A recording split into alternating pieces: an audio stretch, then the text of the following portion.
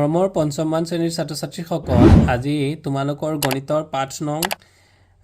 আয়তন আৰু ভৰৰ যোগ অৰ্থাৎ আমাৰ পৃষ্ঠা নম্বৰ 140 এই পাঠটো আমি সমাধান কৰিম। ইয়াত যিবোৰ অংক দিয়া আছে এই অংকবোৰ আমি সমাধান কৰিম। এই পাঠটোত থকা প্ৰথমটো প্ৰশ্ন ইয়াত দিয়া আছে যে তলৰ এককবোৰ পৰিৱৰ্তন কৰা আৰু নিজে চেষ্টা কৰিবলৈ দিছে। প্ৰথমটো অংকত দিছে 5 কিলোগ্ৰামক গ্ৰামলৈ আমি নিব লাগে।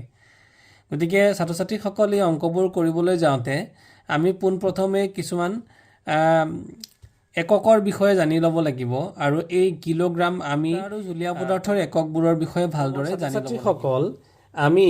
এটা বস্তু জানি ল'ব লাগিব অংকবোৰ কৰাৰ আগতে যে গোটা বস্তুৰ একক। গোটা বস্তু বুলি কি বুলি বুজাওঁ? যিকোনো ধৰণৰ আমি আলু পিঁয়াজ দালি যিকোনো যিটো নেকি তৰল নহয় অৰ্থাৎ পানীজাতীয় নহয় তেনেকুৱা বস্তুবোৰে হৈছে গোটা বস্তু। গতিকে গোটা বস্তুৰ একক আমি ইতিমধ্যে পাইছোঁ যে কিলোগ্ৰাম, হেক্টগ্ৰাম, ডেকাগ্ৰাম, গ্ৰাম, ডেচিগ্ৰাম ইত্যাদিবোৰ হৈছে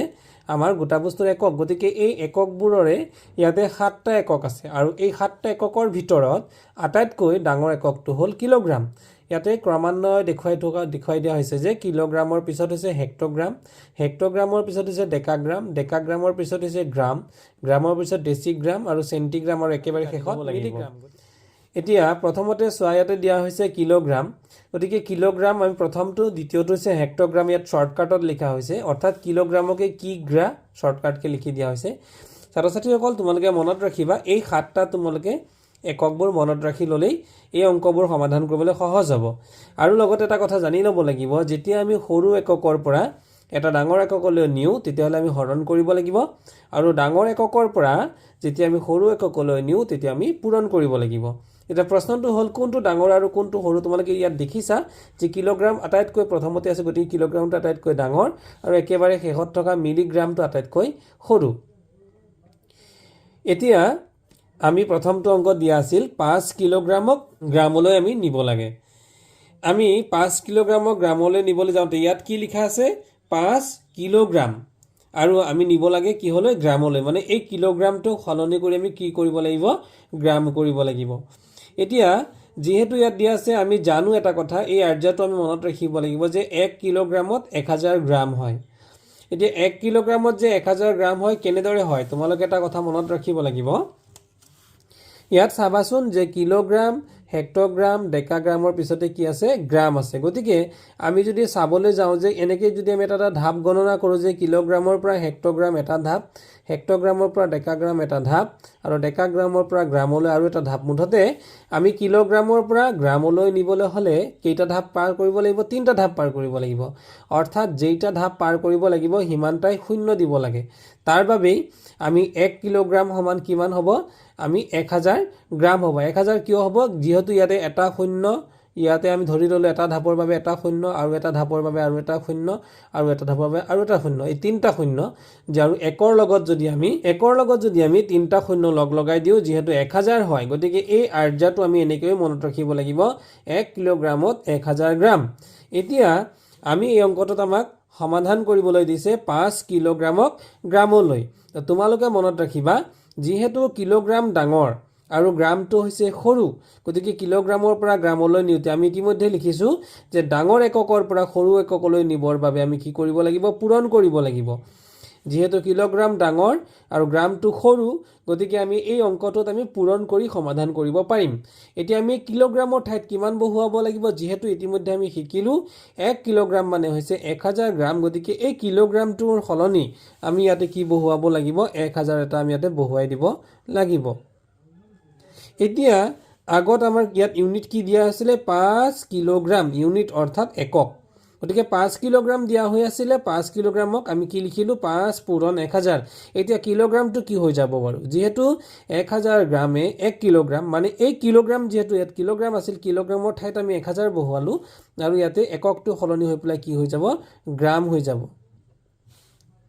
এইটোৱে হ'ব আমাৰ অংকটো। তাৰপিছতে আমি কি কৰিব লাগিব? 5 পূৰণ 1000 আমি যদি পূৰণ কৰি দিওঁ তেতিয়াহ'লে কিমান হৈ যাব? 5000। গতিকে হৈ গ'ল আমাৰ অংকটো 5000 গ্ৰাম। আমি এই অংকটো এনেদৰেও মনত ৰখাব পাৰোঁ যিহেতু 1 কিলোগ্ৰামত 1000 গ্ৰাম হয়, গতিকে 1000 আমি ডাইৰেক্ট, যিহেতু ইয়াত কিলোগ্ৰামটো ডাঙৰ গ্ৰামটো সৰু, গতিকে 1000ৰে আমি পূৰণ কৰি দিয়াৰ লগে লগে 5 পূৰণ 1000 5000 গ্ৰাম আমাৰ অংকটো হৈ গ'ল। কিন্তু কিছু ক্ষেত্ৰত দেখা যায় যে আমাৰ এই আৰ্যাবোৰ মনত ৰখাবলৈ কষ্ট হয় তেতিয়াহ'লে আমি এনেদৰে মনত ৰখাব নোৱাৰি যদি আমি এই এককবোৰ যদি মনত ৰখাই ল'ব পাৰোঁ কিলোগ্ৰাম হেক্টগ্ৰাম ডেকাগ্ৰাম গ্ৰাম ডেচিগ্ৰাম চেণ্টিগ্ৰাম আৰু মিলিগ্ৰাম এই 7টা তোমালোকে মনত ৰাখিবা প্ৰথমটো মনত ৰাখিবা কি হে ডেকা বুলি ক'লে আমি যিকোনো ডেকা মানুহ এজনক সুধিব পাৰোঁ কি হে ডেকা গতিকে এনেকৈ প্ৰথম 3টা তোমালোকে মনত ৰখাবা কি হে ডেকা তাৰমানে কিলোগ্ৰাম হেক্টগ্ৰাম ডেকাগ্ৰাম তাৰপিছত আহি যাব মাজত গ্ৰামটো আটাইতকৈ চুটি মাজত থাকিব আৰু এটা কথা মনত ৰখাবলৈ মনত ৰাখিবা যে ইয়াত গ্ৰামটো আছে চোৱা গ্ৰামটো চুটি আৰু বাকীবোৰ চোৱা ইফালে 3টা আছে গ্ৰামৰ সোঁফালে 3টা আৰু গ্ৰামৰ পৰা সোঁফালে 3টা আৰু গ্ৰামৰ পৰা বাওঁফালে 3টা গতিকে এনেদৰে 3টা 6টা আৰু গ্ৰামটো মিলাই মুঠতে 7টা একক আমি মনত ৰখাব আমি ইতিমধ্যে প্ৰথমটো অংক কৰিলোঁ ইয়াৰ পিছত দ্বিতীয়টো অংকটো আছিল 7 কিলোগ্ৰাম আৰু 250 গ্ৰামক গ্ৰামলৈ আমি নিব লাগে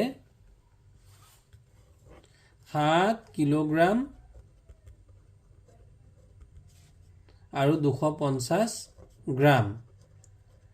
আমি এইটো গ্ৰামলৈ নিব লাগে মানে ইয়াত দুটা একক ছাত্ৰ-ছাত্ৰীসকল মন কৰা ইয়াত দুটা একক আছে এটা হৈছে কিলোগ্ৰাম আৰু এটা হৈছে গ্ৰাম গতিকে আমি সলনি কৰিবলগীয়া একক কোনটো আমি এই আগত থকা কিলোগ্ৰামটোক আমি সলাব লাগিব আৰু কিহলৈ নিব লাগিব গ্ৰামলৈ নিব লাগিব গতিকে ইতিমধ্যে মই শিকাই যোৱাৰ দৰে তোমালোকে কি কৰিব লাগিব 7 ৰ ঠাইত 7 পাতিলা যিহেতু কিলোগ্ৰামটো ডাঙৰ গতিকে ডাঙৰৰ পৰা আমি কি কৰিব লাগিব সৰুলৈ নিব লাগিব কোনটো সৰু গ্ৰামটো সৰু একক গতিকে এই কিলোগ্ৰামটোক আমি কিহলৈ সলাব লাগিব গ্ৰামলৈ সলাব লাগিব গতিকে পূৰণ চিন এটা দিলোঁ আমি ইতিমধ্যে শিকিছোঁ যে ডাঙৰ এককৰ পৰা সৰু এককলৈ লৈ গ'লে আমি কি কৰিব লাগে পূৰণ কৰিব লাগে গতিকে আমি পূৰণ কৰিম যেহেতু কিলোগ্ৰামটো ডাঙৰ আমি কি কৰিম গ্ৰামলৈ নিম অৰ্থাৎ সৰুলৈ নিম গতিকে এই কিলোগ্ৰামৰ ঠাইত আমি কি পাতিব লাগিব 1000 পাতিব লাগিব ইতিমধ্যে আমি শিকিছোঁ যে 1000 গ্ৰামে 1 কিলোগ্ৰাম আৰু 1000 কিয় আহিল কাৰণ কিলোগ্ৰামৰ পৰা গ্ৰামলৈ নিবলৈ হ'লে কেইটা ধাপ পাৰ কৰিব লাগে 3টা গতিকে 3টা শূন্য আমি দিব লাগিব গতিকে এইটো হৈ গ'ল আমাৰ 1ৰ লগত 3টা শূন্য দিলে 1000 এতিয়া আমাৰ কি হৈ গ'ল ইয়াত আছিল কিলোগ্ৰাম আমি এটা কি পাতিব লাগিব আমি পাতিব লাগিব গ্ৰাম হৈ গ'ল আৰু ইয়াৰ পিছৰটোত দিয়া আছে 250 গ্ৰাম এটো আমি সলনি কৰিবলগীয়া নাই গতিকে ইয়াত আমি পাতিম 250 গ্ৰাম যেহেতু 250 গ্ৰামটো আমাৰ গ্ৰামতেই আছে আমি সলাব নালাগে আৰু যেহেতু সলাব নালাগে গতিকে আমি এটোত কি চিন দিব লাগিব প্লাস চিন দিব লাগিব এতিয়া 7 পূৰণ 1000 কিমান হৈ গ'ল 7000 গ্ৰাম 7000 গ্ৰাম আৰু 250 গ্ৰাম এই দুটা যদি আমি যোগ কৰি দিওঁ তেতিয়া হলে আমাৰ কি হৈ যাব অংকটো শেষ হৈ যাব বা সমাধানৰ আমাৰ উত্তৰ ওলাই যাব এতিয়া আমি কেনেদৰে যোগ কৰিম ইয়াত চোৱা একক দশক শতক ইয়াতো একক দশক শতক হাজাৰ গতিকে এককৰ লগত এককৰ অংকটো যোগ কৰিবা শূন্যৰ লগত শূন্য যোগ কৰিলে হৈ গ'ল শূন্য পাঁচৰ লগত শূন্য যোগ যেহেতু 5টো দশক দশকৰ লগত দশক অৰ্থাৎ শূন্য যোগ কৰিলে হৈ গ'ল 5 শতক হৈছে 2 ইয়াত শতক হৈছে শূন্য 2 শূন্য হৈ গ'ল 2 আৰু ইয়াত যেহেতু হাজাৰ নাই ইয়াত আছে হাজাৰ গতিকে হাজাৰৰ ঘৰত কিমান আছে 7 গতিকে 7250 গ্ৰাম এইটোৱে হ'ব আমাৰ মৰমৰ ছাত্ৰ-ছাত্ৰীসকল এইবাৰ আমি সমাধান কৰিম 3 নম্বৰ অৰ্থাৎ ৰোমান 3 40 গ্ৰাম 30 মিলিগ্ৰামক মিলিগ্ৰামলৈ এবাৰ পূৰ্বৰ অংকটোৰ দৰে অকমান পৃথক হ'ব যেহেতু ইয়াত কিলোগ্ৰামৰ পৰা গ্ৰামলৈ নিবলৈ দিয়া নাই ইয়াত গ্ৰামৰ পৰা মিলিগ্ৰামলৈ নিবলৈ দিছে গতিকে আমি যদি মন কৰোঁ যে আমাৰ আটাইতকৈ ডাঙৰ এককটো হ'ল কি কিলোগ্ৰাম তাৰ পিছত হেক্টগ্ৰাম তাৰ পিছত ডেকাগ্ৰাম তাৰ পিছত গ্ৰাম তাৰ পিছত ডেচিগ্ৰাম তাৰ পিছত চেণ্টিগ্ৰাম তাৰ পিছত মিলিগ্ৰাম গতিকে আমি এবাৰ কি কৰিব লাগিব আমাক অংকটোত দিয়া হৈ আছে গ্ৰামৰ পৰা লৈ যাব লাগিব আমি মিলিগ্ৰামলৈ গতিকে তোমালোকে এটা কথা ইয়াত মন কৰা যে এইটো গ্ৰামৰ পৰা ডেচিগ্ৰাম আৰু ডেচিগ্ৰামৰ পৰা চেণ্টিগ্ৰাম আৰু চেণ্টিগ্ৰামৰ পৰা মিলিগ্ৰাম গতিকে কেইটা ধাপ আহিল ইয়াতো 3টা ধাপে আহিল গতিকে এই গ্ৰামতো আমি কি কৰিব লাগিব যেতিয়া আমি গ্ৰামক মিলিগ্ৰামলৈ নিম তেতিয়াও কিন্তু আমি 1000ৰেই পূৰণ কৰিব লাগিব অৰ্থাৎ এইটো চোৱা 40 ইয়া দিয়া হৈ থাকিলে 40 এটা গ্ৰাম ডাঙৰ আমি যদি চাবলৈ যাওঁ গ্ৰাম ডাঙৰ নে মিলিগ্ৰাম ডাঙৰ নো ডাউট আমাৰ গ্ৰাম ডাঙৰ আৰু ডাঙৰ এককৰ পৰা যেহেতু আমি সৰু এককলৈ নিম অৰ্থাৎ মিলিগ্ৰামলৈ নিম গতিকে আমি ইতিমধ্যে শিকিছোঁ যে ডাঙৰ ডাঙৰৰ পৰা সৰু এককলৈ নিলে আমি পূৰণ কৰিব লাগে গতিকে এইটো আমি পূৰণ কৰিম গতিকে এইটো পূৰণ আৰু এই গ্ৰামৰ ঠাইত আমি বহুৱাম 1000 কিয় 1000 কাৰণ আমি ইয়াত শিকিছোঁ যে ইয়াত আমি যিটো ষ্টেপ পালোঁ যে গ্ৰামৰ পৰা ডেচিগ্ৰামৰ পৰা চেণ্টিগ্ৰামৰ পৰা মিলিগ্ৰাম গতিকে আমাৰ ধাপ কেইটা পালোঁ গ্ৰাম টু ডেচিগ্ৰাম এটা ডেচিগ্ৰামৰ পৰা চেণ্টিগ্ৰাম এটা দুটা হ'ল আৰু চেণ্টিগ্ৰামৰ পৰা মিলিগ্ৰামলৈ হৈ গ'ল তিনিটা ধাপ গতিকে আমি তিনিটা ধাপৰ বাবে তিনিটা শূন্য অৰ্থাৎ 1000ৰে আমি পূৰণ কৰিব লাগিব এইটো আমি গ্ৰামটো সলনি কৰিলোঁ এই গ্ৰামটো সলনি হৈ কি হৈ যাব ইয়াতে হৈ যাব এতিয়া আমি মিলিগ্ৰাম আমি লিখিম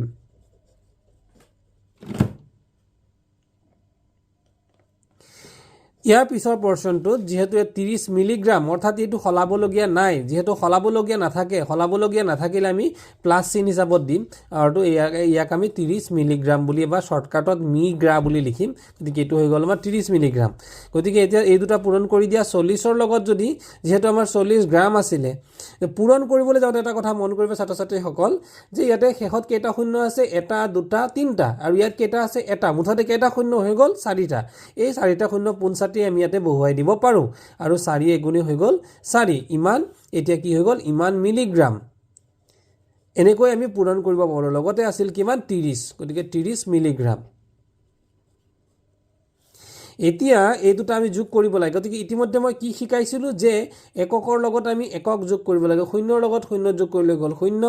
দশকৰ লগত দশক যোগ কৰিব লাগে 3 0 3 শতকৰ লগত ইয়াত শতক নাই ইয়াত শতক আছে শতকৰ লগত যোগ কৰিবলৈ একো নাই গতিকে এইটো শূন্য হাজাৰৰ লগত যোগ কৰিবলৈ একো নাই গতিকে শূন্য আৰু অযুতৰ লগত যোগ কৰিবলৈ একো নাই গতিকে 4 গতিকে আমাৰ উত্তৰটো হৈ যাব কিমান 40,030 এইটো হৈ যাব আমাৰ মিলিগ্ৰাম গতিকে আমি এই গ্ৰামৰ অংকটোক আমি কি হলে সলনি কৰিলো মিলিগ্ৰামলৈ আমি সলনি কৰিলো গতিকে এয়া আছিল আমাৰ 3 নম্বৰৰ সমাধান তাৰ পিছত 4 নম্বৰ অংকটো দিয়া আছিল 9899 মিলিগ্ৰামক আমি গ্ৰামলৈ নিব লাগে ছাত্ৰ-ছাত্ৰীসকল মন কৰিবা এইবাৰ আমাৰ অংকটোত কি দিয়া হৈ আছিল যে 9899 ইয়াক মিলিগ্ৰামৰ পৰা কিহত নিবলৈ দিছে গ্ৰামলৈ এতিয়া আমি ইতিমধ্যে শিকি আহিছো